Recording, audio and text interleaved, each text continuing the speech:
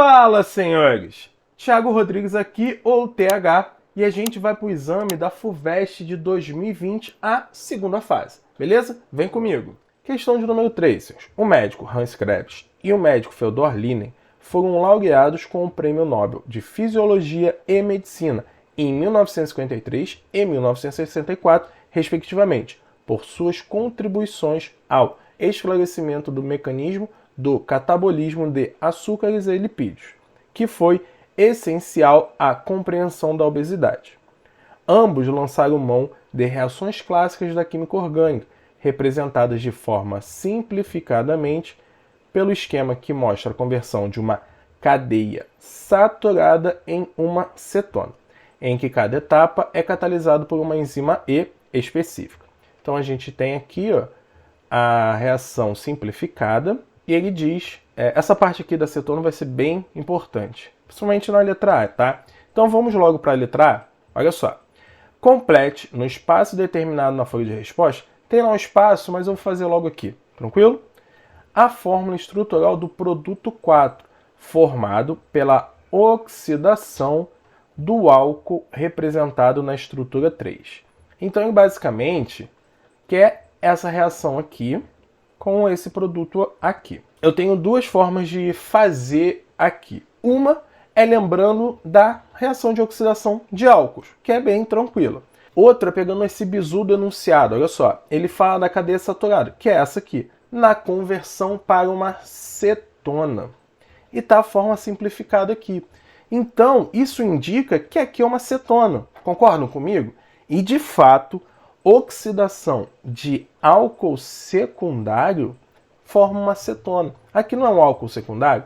A hidroxila não está ligada a um carbono que está ligado a outros dois. Tem um carbono aqui e esse R2 também é um carbono. Ele fala um pouco no NOT e ADOT que são cadeias carbônicas de hidrocarboneto. Só carbono e hidrogênio. Então é um álcool secundário. Então a oxidação de um álcool secundário é uma cetona. Então vamos montar a cetona? Olha só. Como é que a gente monta essa cetona? Cara, é basicamente o seguinte. Onde tem o carbono que tem essa hidroxila, a gente tira esse hidrogênio da hidroxila e faz uma dupla. É basicamente isso. Isso acontece tanto para álcool primário, só que no caso forma-se aldeído, quanto secundário, que forma cetona.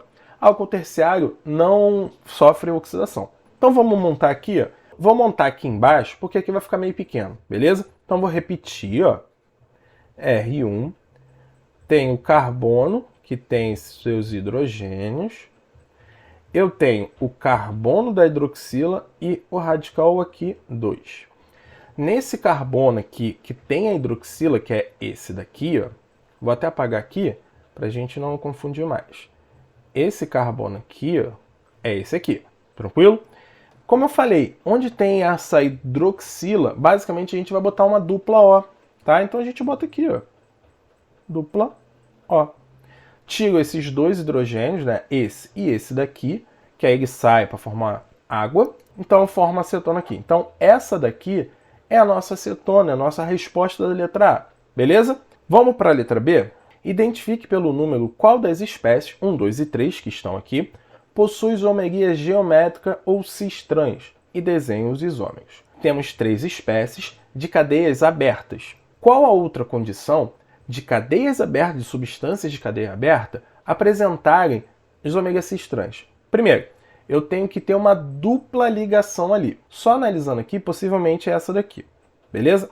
Além disso, os ligantes a cada carbono devem ser diferentes. No caso, esse hidrogênio tem que ser diferente do R1, que é o caso, e esse hidrogênio diferente desse R2, que também é o caso. Então, é uma cadeia aberta, tem dupla ligação entre carbonos, e os ligantes de cada átomo de carbono são diferentes. Então, essa espécie aqui é a nossa espécie resposta da questão que apresenta isomeria geométrica ou a cis-trans. Então, como ele quer o número 2. Agora, vamos desenhar os isômeros. Na isomeria geométrica ou cis-trans, eu tenho dois isômeros, o isômero cis e o isômero trans. Bem óbvio, né? Então, vamos desenhar eles aqui, ó. Então, eu vou pegar aqui, ó, o isômero cis, vou escrever aqui para a gente representar, beleza? Vou apagar aqui só para a gente ver o seguinte. Como é que a gente identifica o isômero cis e trans? A gente tem que traçar um plano na dupla ligação. Ó. Vou desenhar aqui. Dividindo o plano, na real. Eu tenho, então, um plano aqui superior e um inferior, em cima e embaixo. Ok? O isômero cis, eu tenho que os hidrogênios estão no mesmo plano. Pode ser em cima ou embaixo, tanto faz, desde que estejam no mesmo plano. Então, esse carinha desenhado aqui já é o isômero cis. Vou representar ele aqui, ó. C dupla C tem os hidrogênios R1 e R2. Esse é o isômero cis. Já o isômero trans, eles estão em lados opostos. O hidrogênio estão em planos opostos. Eles estão na transversal, tá? Tenta lembrar isso. Trans de transversal. Cara, é bom esse bizu, tá? Então, ó, vou desenhar aqui, ó. Vou representar de novo C dupla C. Vou pegar esse carbono da mesma forma que está ali, ó. Beleza? Só que os hidrogênios devem estar na transversal. Então, ó, esse é o isômero. Claro, poderia o hidrogênio estar aqui, esse hidrogênio estar aqui em cima, tanto faz, contanto que eles estejam em lados opostos, em planos opostos. Da mesma maneira aqui, ó. Esse eu fiz igual a esse, mas os hidrogênios poderiam estar aqui embaixo e o R1 e R2 lá em cima. Beleza? Então assim a gente matou a questão. Então a espécie é A2, beleza?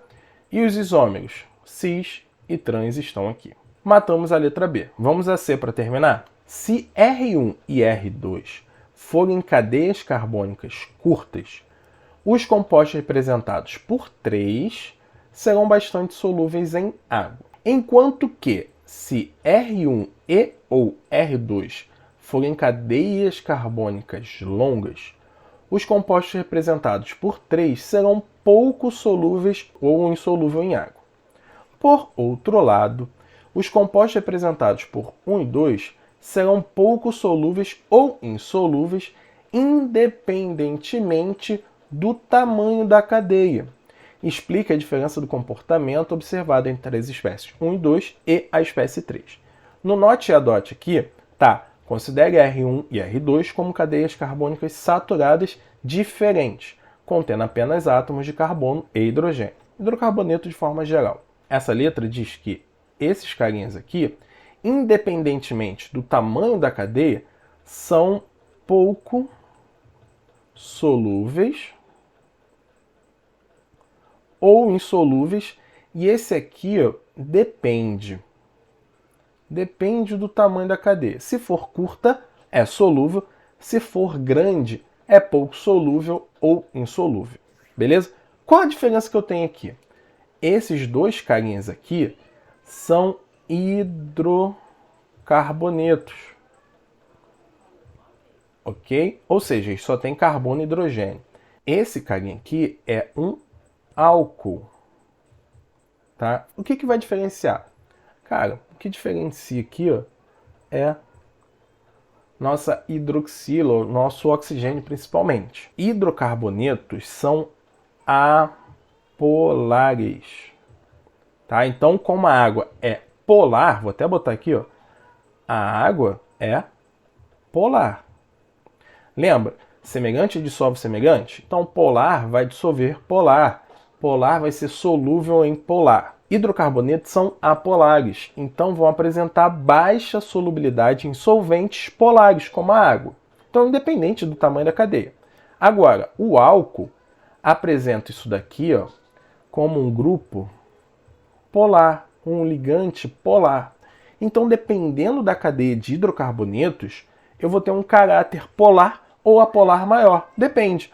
Então, assim, se eu tiver uma cadeia pequena em R2 e R1, o caráter polar proveniente da hidroxila vai ser mais acentuado e aí eu tenho uma solubilidade em água. Por exemplo, etanol, que tem 2 átomos de carbono, é solúvel em água, solubilidade infinita.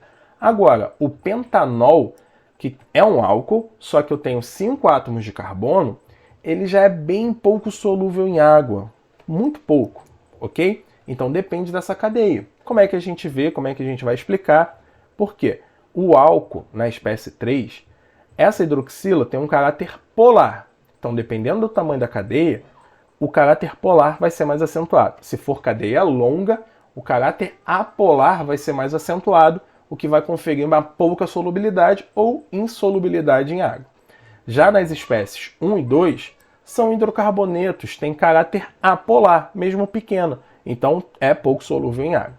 Então eu escrevi aqui, ó, a espécie 3 apresenta o grupo hidroxila, que é um grupo polar. Se a cadeia de hidrocarbonetos, no caso R1 e R2, for pequena, o caráter polar é predominante, o que torna o composto solúvel em água. Já as espécies 1 e 2 são hidrocarbonetos, portanto são apolares e não solúveis em água. Então independe do tamanho da cadeia, do R1 e R2. Tranquilo, senhores? Ficou claro? Então olha só, assim a gente acaba com a letra C e a questão 3. Se ficou alguma dúvida, comenta aí pra gente, a gente troca uma ideia, tranquilo? Se gostou do vídeo, dá aquele joinha, ajuda a gente aí, compartilha, comenta, fala um feedback, enfim. Valeu, senhores!